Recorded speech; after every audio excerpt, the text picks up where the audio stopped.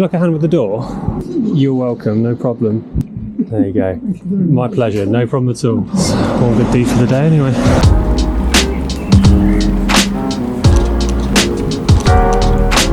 This is quite possibly one of the most loved Fujifilm cameras of all time. I'm talking about the Fujifilm X-T1, and almost 10 years after its initial release, it seems that countless photographers are still using this as their go-to photography camera, despite having 4 predecessors, well, soon to be 5 if the rumors are true. So I know what you're probably thinking. Why does it have such a loyal fan base? How has it stood the test of time so well, and why is yours red? Well, I promise I will explain the color scheme a little bit later on, but as for the other 2 questions, I was also just as intrigued, so I decided to buy one for myself, and I immediately discovered the first reason why I think this is such a desirable camera.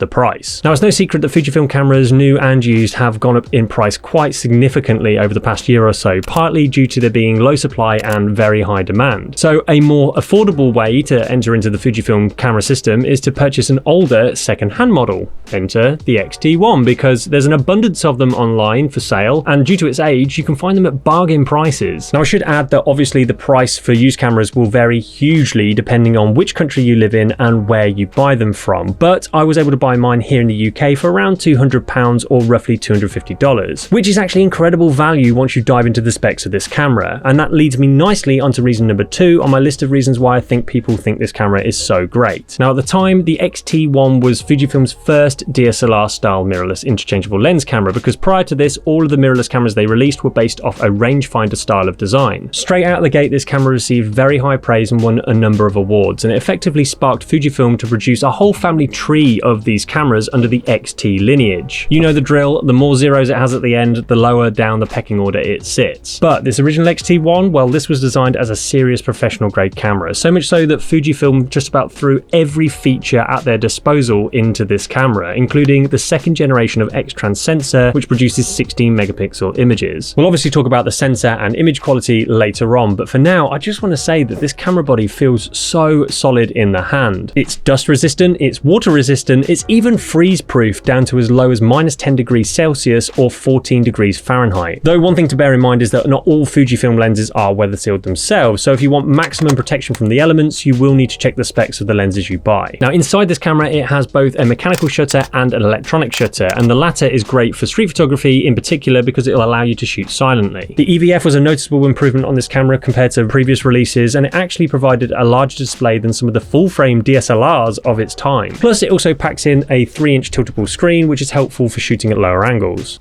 But aside from that, the one thing that immediately struck me when I picked up this camera for the first time was just the slightly crazy amount of manual controls and dials. There's a dial for ISO, there's one for shutter speed, there's even a large exposure compensation dial. What's more, the dials have their own dials. So around the ISO and shutter speed dials, you have settings for drive modes and also the metering modes. And you know, if that wasn't quite enough dial action for you, there's even 2 command dials, one above the rear thumb rest and one above the front grip. The rear command dial allows you to adjust the aperture if your lens doesn't have a manual aperture ring, or if you set the shutter speed dial to T, you can adjust the shutter speed using the front command dial instead. Now, I should say at this point that if you're a new photographer and you're potentially eyeing this up as your first camera and that display of beautiful chaos is a little bit overwhelming for you, then don't panic, because you can just set most of these dials to automatic so that the camera will do the work for you whilst you get to grip with the fundamentals of photography. But if you actually enjoy the process of manually dialing in your exposure settings, there aren't many digital cameras I can think of that make this process quite as fun. I think ultimately the point I'm trying to make here is that this camera offers so much flexibility, allowing it to mold itself to just about any photographer's preferred shooting style. After hearing all of that, you might think that this is a big camera, but in fact it's not. It's actually noticeably smaller than my Fujifilm X Pro 2, which is impressive that they've managed to fit so much onto a very reasonable sized body. Speaking of impressive, this was actually the first of Fujifilm's mirrorless cameras to include phase detect autofocus. Before then, the rangefinder style cameras like the X Pro 1, the XE1 and the XM1 all had to make do with slower contrast detect AF. I mean, bear in mind this is a 10-year-old camera, so the accuracy and speed of this thing is going to be what you would probably expect. And also the face detect points are grouped in 9 dots in the center, but nonetheless it still gets the job done. Sadly though, this is the only camera in the single-digit XT line that does not include a joystick on the back, so moving the active AF pointer around has to be done using the D-pad, which is a little bit fiddly. Though I've got to say, that hasn't been a problem for me because I've mainly been shooting with this manual focus Brightin Star 28mm f2.8 pancake lens. Now, although this lens is currently only available in Leica M mount, all you need to do is buy a cheap adapter from eBay for like $10, and that'll allow you to basically use it on any kind of camera body. Obviously, I got Fuji X mount, and if you are interested in doing that, I will leave a link to both the adapter that I bought and the lens itself in the description of this video. Now, if you like the idea of using a manual lens like this, but you're a complete novice when it comes to focusing manually, like maybe I am, then the good news is that the camera also comes with a bunch of visual aids to help you. Obviously, it has the obligatory focus peaking mode, which works absolutely fine, but personally, I preferred using the digital split image, which basically works like a split field diopter on a film camera. If you're not sure what that is, then basically how it works is that when your subject is out of focus, the two halves of the image will appear split. So all you need to do is adjust the focus until the two halves line up. So before I move on to talking about image quality, there are obviously going to be a few downsides to buying an older camera like this. Some of them will be fairly obvious, like, you know, video features being pretty outdated, because this thing maxes out at 1080p at 60 frames per second, which could be a little bit limiting. There's also no built-in image stabilization, and although personally that didn't bother me at all, I did think it was worth mentioning just in case that made it onto your list of must-have features. But also, this particular model of camera seems to share characteristics of a snake.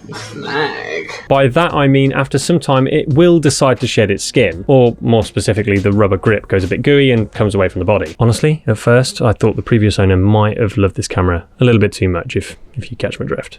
But obviously after some research I did find out that this can be a common problem for older X-T1s. To fix this rubber issue, if you're lucky and the rubber is still in good condition, you should just be able to stick it back in place. Though unfortunately for me, the rubber on this camera seems to have stretched and warped over time, which means that it no longer fits onto the camera. So I decided to be a bit crafty and just replace the whole thing with a nice red leather. Using some reference images that I took, I made up some templates in Illustrator and then just used my mother-in-law's die cutter to accurately cut out the leather. Cheers, Kaz. Now this leather I bought came with an adhesive backing, so I just had to peel it off and stick it on. The only part I couldn't recover was the rear thumb rest, because the leather just would not mold over it properly, so I ended up using some epoxy putty to make it look a little bit neater. Now I'm not going to lie to you, this whole process was way more fiddly and time intensive than I've made it look here, and it certainly requires a level of skill and finesse that I do not possess, but overall I think it came out okay, you know, if you squint a little. But either way, I will leave links again in the description for the leather and the putty I used if you do want to go ahead at having a go at customizing your own camera. So cosmetics aside, let's talk about the real thing that matters, which is the image quality, because you may be wondering, how does this 10-year-old camera stack up against modern day technology? Well, as I've kind of touched on, this camera uses the second generation of X-Trans sensor, which is an APS-C size chip, and although there is often a lot of debate online about which X-Trans sensor is the best, all I can say is that this camera is more than capable of producing stunning photos with bags of detail. Although some people may say that 16 megapixels is a tad on the low side by today's standard, in my opinion it's still plenty enough real estate to play around with, especially for just posting images online or creating modest sized prints. And with this being a Fujifilm camera, you obviously get access to Fuji's film simulation modes too. Now with this being an earlier model, obviously it's not going to have quite the extensive range of film sims as some of the newer models, but it does have classic chrome, and you can still find a healthy number of film recipes for second generation X-Trans sensors via various online blogs, which are always fun to play around with. You know what, the more I handle this camera, the more I understand why people love it, and I can actually see a lot of me in this camera. Sure, we're both getting long in the tooth and we're not the fastest anymore, and if you look closely enough, everything is unraveling at the seams, but what matters is that it's still very capable and definitely has life in it yet.